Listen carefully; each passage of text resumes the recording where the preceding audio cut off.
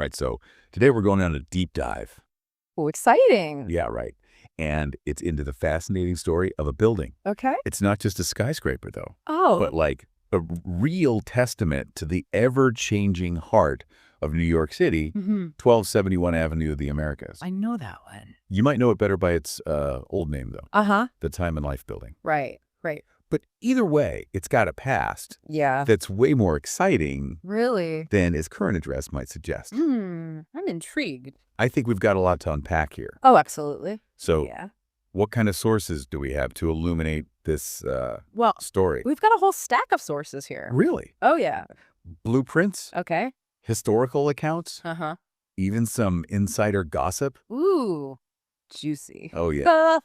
Okay, so, All ready to be examined and synthesized right. to give you, the listener, a clear picture I like it. of this architectural giant and what it represents, from its eyebrow-raising beginnings to its modern-day makeover. I am ready. Let's get into it. Let's go. Okay, so we've got this building, Yeah. 1271 Avenue of the Americas, formerly the Time and Life Building. Uh-huh. But let's start with the basics. Okay. We're talking Midtown Manhattan, Right. prime real estate, Oh, absolutely. in a city where, let's be honest, every square inch seems to be worth its weight in gold. You could say that again. So where exactly does this architectural gem Well, fit into the landscape? picture this. Okay. Imagine yourself strolling down 6th Avenue, Mm-hmm. somewhere between 50th and 51st Streets, Right. and that's where you'll find it, Oh, yeah. right in the thick of things, Uh-huh. rubbing shoulders with other big names, Okay. like the AXA Equitable Center, Mm-hmm. the Michelangelo, Right? even with the legendary Radio City Music Hall. Wow. Just a hop, skip, and a jump away. So it's in a good spot. Prime location, definitely. Okay, so location, check. But before we get to the gleaming tower that stands there today, Yeah. I hear this plot of land has a past. Oh, it does. That's, shall we say, a bit more down to earth. A little bit, yeah. What was there? Instead of a sleek skyscraper, Mhm. you'd be standing in a trolley barn. A what? A trolley barn. Like for trolleys? Yes, exactly. The bustling home base for the New York Railways Company trolleys. Wow. Okay. So this coveted spot was once a humble depot I see. for those rumbling, clanking vehicles that crisscrossed the city. Wow. So from trolley depot Right. to skyscraper that housed a media empire. Yeah. Talk about a grow up. What a transformation. I Mm. know. And think about if those initial plans for an NBC studio or a Ford showroom had actually gone through. Oh, wow. Talk about a completely different vibe Completely. for this corner of Manhattan. Right. History's full of what ifs, isn't it? So many paths not taken. It's Yeah. fascinating. Okay, but back to the 1271. Yeah. We know today Yeah. who are the masterminds behind this architectural marvel. Well, it all started with Time Inc., Okay. you know, the publishing powerhouse behind Oh, yeah, of course. those iconic magazines Right. that we all know and love. Lifetime, Fortune, Sports Illustrated. Yeah, all of them. Right. And they were feeling a bit cramped in their old digs at One Rockefeller Plaza. Always. And they needed space How come? to stretch out their creative wings. So they just decided to build their own skyscraper Huh? Is that- dedicated to the printed word. It was a statement move. That's bold. Bold, for sure. And did they go it alone? They did not. Okay. Rockefeller Center, Inc. joined forces with Time Inc., Ah, interesting. forming a joint venture Ooh. called Rock Time Inc. Rock Time Inc. Yep. I kind of love that. It's catchy, right? Yeah, it is. Yeah. All right, so we've got the who and the why. Uh-huh. What about the what? Oh, you want to know about the building itself? Yeah. Tell us about the building. What Yeah. makes it stand out Okay, well, in a skyline yeah. already packed with architectural icons? Imagine a 48-story giant Okay. reaching 587 feet into the sky. Wow. A steel and glass behemoth with some of the largest floor plates in post-war New York City. It's big. It's massive. Yeah. Now picture this, Okay. a gleaming glass facade, Okay. a striking contrast to the traditional limestone of its Rockefeller Center neighbors. So it's different. It stands out. Yeah. Not only was it a bold design choice, Yeah. it was also a smart financial move. Oh, how so? Glass was more cost-effective than all that limestone, Ah, I see. proving that style and practicality Yeah. can go hand in hand. I like that. Yeah, it's a good combination. Okay, so we've got this massive glass tower. Right. Anything else? Oh, there's more. Oh, I think you'll like this. okay. The plaza surrounding the building. It isn't just your average concrete slab. What is it? It features a unique serpentine paving pattern Okay. inspired by Copacabana Beach in Rio de Janeiro. Wow. Okay, that's unexpected. A little bit of Brazil Right. in the heart of Manhattan. I love it. Right. From the urban jungle of Manhattan to the sunny shores of Brazil. It's a journey. That's a design choice that definitely sparks the imagination. Absolutely. Okay, speaking of sparking imagination. Yeah. Remember that fascination people have with watching construction projects unfold? Oh, yeah, like those time-lapse videos. Yes, exactly. Well, during the building's construction, Uh-huh. the Sidewalk Superintendents Club was revived. Oh, wow, really? Yeah, and they had Dad. none other than Marilyn Monroe herself No way. presiding over the opening ceremonies, Oh my gosh, that's amazing. adding a touch of Hollywood glamour to the construction site. So cool. That's a story that definitely deserves a place in this building's history. For- From glamorous ceremonies outside to, I'm guessing, luxurious interiors within. You're going to love this. Ready. Tell me, did they skimp on the design details inside? Absolutely not. When you step inside 1271 Avenue of the Americas, you're greeted by a lobby. Okay. That's not just an entrance. It's an experience. Really? Yeah, a meticulously preserved masterpiece Wow. of mid-century modern design that earned it the coveted title of a New York City landmark. Fancy. It is. So what's it like? Think shimmering, reddish, burgundy glass ceilings, Well, I like that. sleek stainless steel accents, Okay. and walls adorned with luxurious marble. That sounds fancy. It is. It's a symphony Oh. of textures and materials Okay. that transports you to a bygone era of glamour and sophistication. I can practically hear the clinking of martini glasses. Right. It's getting very Mad Men vibes. Oh, absolutely. Don Draper would approve. For sure. But beyond the aesthetics, is there something deeper going on here? There is. What is it? This lobby is more than just visually stunning. Okay. It reflects a whole design philosophy, Ah. a modernist ethos Okay. that challenged traditional norms Right. and embraced new materials and technology to Mhm. create a sense of openness, Lovely. flow, and efficiency. A very modern way of thinking. Exactly. So the lobby is a design icon. A true landmark. What about the rest of the building, though? Yeah? What about the actual office spaces? Oh, you mean where the magic of time ink happened? Yeah, exactly. It was a fascinating blend. Oh, Functionality and flair. I like that. They had this modular system, Okay. allowing for flexible configurations and adaptations Right. as the company grew and evolved. Smart thinking. Yeah, they were ahead of their time. Was it all work and no play, though? Not at all. Okay. They had some pretty amazing spaces. Really? Like what? They saved the best for last. Okay. Up on the 48th floor, you had the Hemisphere Club Okay. and the Tower Suite. Two different things. Yeah, well, kinda. Yeah. During the day, the Hemisphere Club was this exclusive haven For who? for executives. Okay. A private club with hefty fees. Wow. A real symbol of power and prestige. Got it. But come nighttime, Yeah.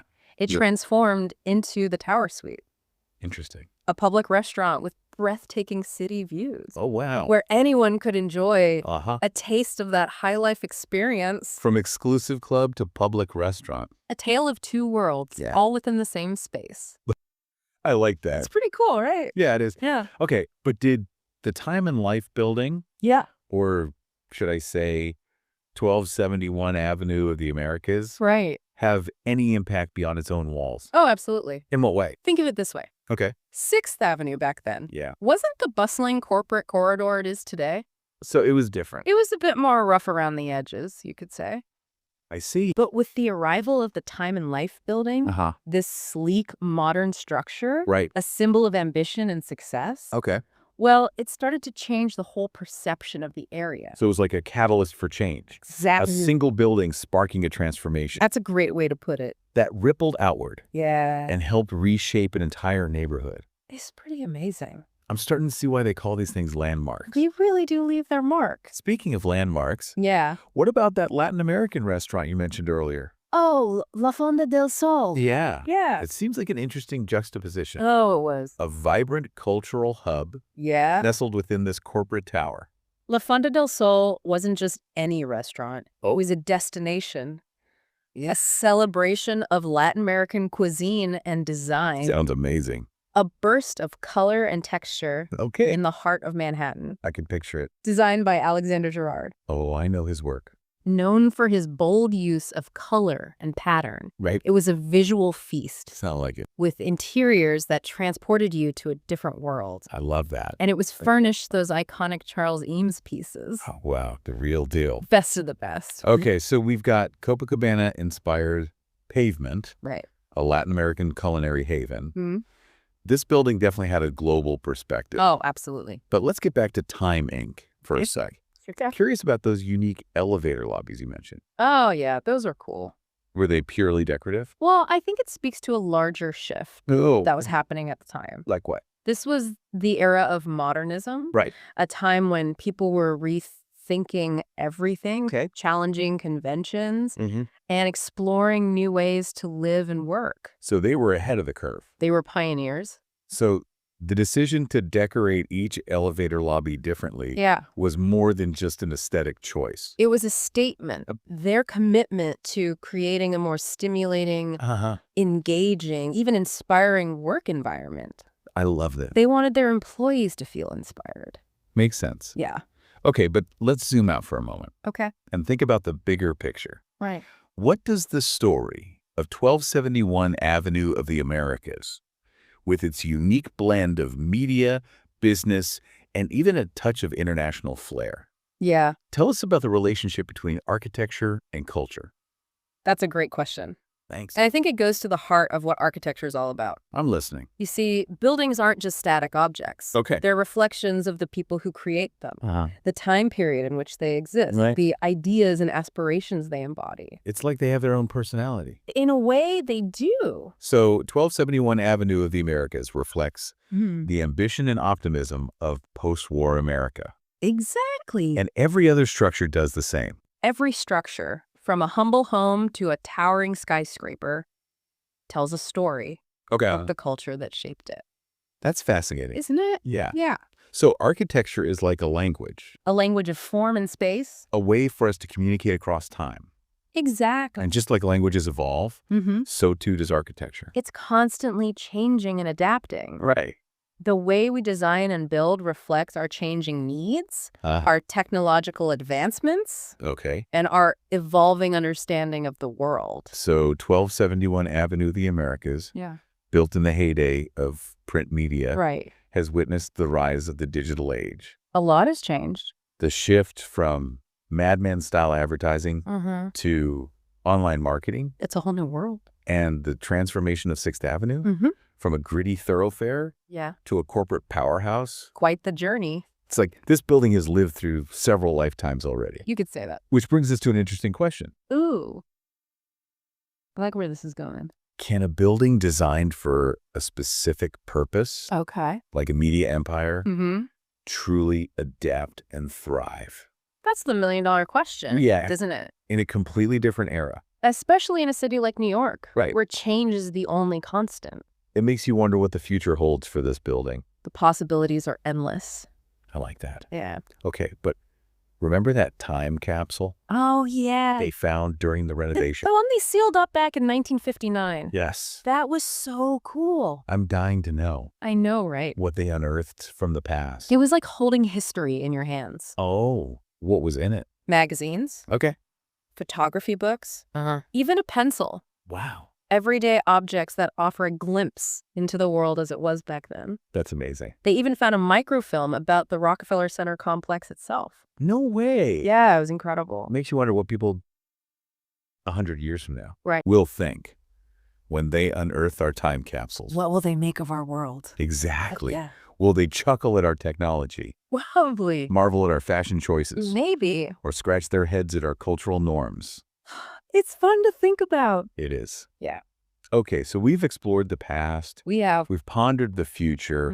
What of the present? the here and now. Who are the people carrying on the legacy of 1271 Avenue of the Americas today? Well, the tenant roster is quite diverse these days. Oh. A reflection of how the building has adapted to the changing landscape of New York City. Okay, so who's there? You've got financial firms like American International Group, law powerhouses like Blank Rome, and even Major League Baseball has set up shop there. Major League Baseball? Yep, America's favorite pastime. What a curveball. I know, right? So from media to finance to baseball. Quite the mix. It seems like 1271 Avenue of the Americas has come full circle. It's embracing all facets of the city. It's a true New Yorker. Born and bred. But relevance is more than just about filling office spaces, isn't it? Especially for a building like this. Right, with such a rich history. And architectural significance. It's more than just a place to work. Exactly. So what else is it? Remember those stunning Joseph Albers and Fritz Glarner artworks? In the lobby. Yeah. Right? Well, those artworks aren't just there for decoration. What are they there for? They're a reminder that art can and should exist in unexpected places. Okay. Enriching our everyday experiences and elevating our surroundings. So it's about creating a dialogue between art, architecture, and the people who move through these spaces. It's about fostering a sense of community, sparking creativity, and reminding us that there's more to life than just work. I like that a lot. It's an important message. Okay, so we've talked about the building. Yeah. But who designed this masterpiece? The masterminds behind 1271 Avenue of the Americas. Yes. Who were they? The renowned firm of Harrison and Abramovitz. Okay. A duo known for their ability to blend modernist principles with a sensitivity to context. Right. Creating buildings that were both functional and strikingly beautiful. I can see that. Their portfolio is quite impressive. Oh. What else did they design? Landmarks like the Metropolitan Opera House at Lincoln Center. Wow. And the United Nations headquarters. So they were shaping skylines. They were visionary. Creating spaces that would become symbols. Of a city and a nation. With 1271 Avenue of the Americas, they captured the dynamism, innovation, and ambition of New York City in the mid-20th century. It was a time of great change and progress. And their legacy continues to inspire architects and designers to this day. Speaking of inspiration, what about those serpentine pavers in the plaza? Ah, yes, the Copacabana connection. Was there a specific reason? There was. They chose that design. It's a brilliant example of how design can be both functional and symbolic. Okay, I like that. The serpentine pattern, inspired by the sidewalks of Copacabana Beach, not only adds visual interest and a sense of movement to the plaza, but also subtly connects this urban environment to the natural world. A nod to the curves and flows found in nature. So it's not just about looks. It's about creating a more harmonious experience. I see. It's about bringing a bit of nature into the city. Okay, so form and function working together. Exactly. But beyond the aesthetics, isn't there also a practical reason? There is. For using that pattern? You're sharp. Thanks. The curves of the serpentine pattern actually help to slow down pedestrian traffic. Oh, interesting. Creating a more relaxed and enjoyable experience. It's like a subtle nudge. Exactly. Slow down and enjoy the surroundings. It's all about creating a sense of place. I love that. Yeah, it's a great example of how design can influence behavior. Okay, speaking of design. What about the lobby's landmark status? Yes, a testament to its enduring influence. That makes it so special. This space, with its luxurious materials, its innovative use of light and space, and its stunning mid-century modern aesthetic, has become a reference point for designers even today. So it's a classic. It's a timeless masterpiece. It makes you wonder what spaces we're creating today that will be considered landmarks in the future. What will stand the test of time. Exactly. But let's not forget that even buildings designated as landmarks are not frozen in time. They need to evolve, adapt, and find new ways to be relevant. Just like 1271 Avenue of the Americas. Exactly. Underwent a major renovation in 2019. They brought it into the 21st century. And they did it with sustainability in mind. Oh, absolutely. Tell me about that. They incorporated all sorts of eco-friendly features. Like what? Energy efficient systems. Okay. A green roof. Nice. And they even earned LED gold certification. Wow, that's impressive. It's a great example of how even historic structures can be transformed models of 21st century sustainability. So it's a building that's rooted in the past, but also looking towards the future. It's bridging the gap between eras. A true testament to the enduring power of great design. And the importance of adapting to change. All right, well, this has been fascinating. It has, hasn't it? Yeah, it really has. Yeah. It really makes you think, about the lifespan of a building, especially one as iconic as this one. Yeah. We tend to think of these structures as permanent fixtures. Right, like they'll always be there. But they're really more like living organisms. Oh, interesting. Constantly evolving. Yeah. Adapting to the world around them. It's a bit like the ship of Theseus. I'm not familiar. It's a philosophical paradox that asks if a ship that's had all its parts replaced over time is still the same ship. I see where you're going with this. So is 1271 Avenue of the Americas, after its renovations, its tenant changes, its shifts in purpose, still fundamentally the same building? Whoa, that's deep. It is, isn't it? It really is. Yeah. It's a question that applies not just to architecture, but to so many things in life. Like what? Cities, companies, even ourselves. Yeah. How much can we change and evolve before we become something entirely new? It's the age-old question of identity. Exactly. And I think that's where the real magic of architecture lies. Tell me more. It's not just about bricks and mortar. Okay. It's about ideas. It's about capturing a moment in time.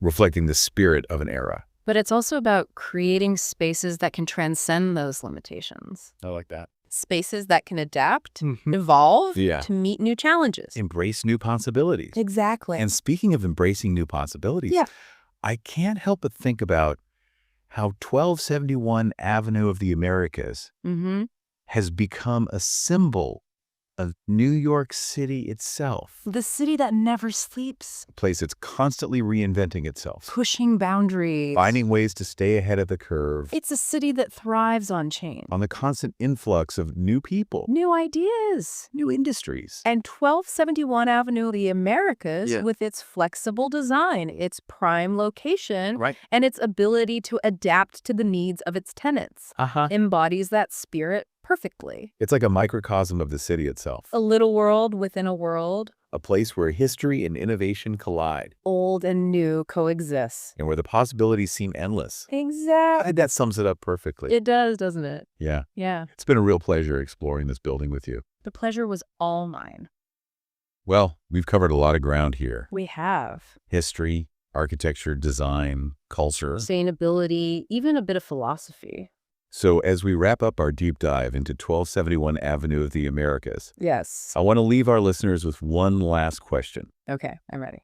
Imagine yourself standing in front of this iconic skyscraper, gazing up at its gleaming facade, and contemplating its journey through time. Thinking about all the stories it could tell. What stories will this building tell 100 years from now? What legacy will it leave behind? In the annals of architectural history. How will it continue to shape the lives of those who live, work, and play in the city it calls home? I think those are some really thought-provoking questions. They are, aren't they? Yeah, they are. Yeah. I think this is a good place to wrap things up. Agreed. It's been a fascinating journey. An exploration of architectural innovation. And a reminder that the buildings we create aren't just structures. They're more than that. But stories waiting to be told. And those stories, like the city itself, are constantly evolving. Inviting us to explore, question, and appreciate the beauty and complexity of the built environment around us. Well said. And with that, we'll wrap up our deep dive into 1271 Avenue of the Americas. Thanks for joining us. Until next time. Keep exploring. Keep questioning. And keep marveling at the world around you.